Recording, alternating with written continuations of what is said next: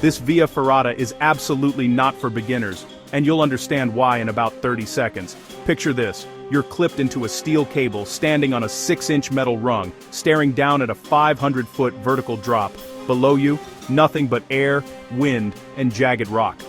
Via Ferratas, or iron paths, were originally built for soldiers to cross mountains during wartime. Now, they're adrenaline-fueled adventure routes carved into cliffs for climbers with nerves of steel. But this one takes it to the next level. No gentle ladders, no comfy platforms, just vertical exposure, shaky legs, and a constant reminder. One wrong move, and you're in free fall. Your only lifeline? 2 carabiners.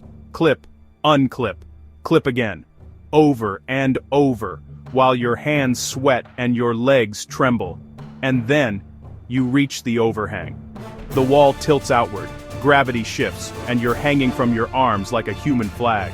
There's nowhere to stand, nowhere to rest, just raw grip strength and the sound of your breath echoing off the cliff. If you panic, you're stuck. If you freeze, no one's coming to rescue you.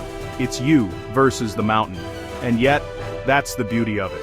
Every clip forward is a small victory, every foothold a test of courage, and when you finally reach the top, legs shaking, adrenaline surging, the view is unreal.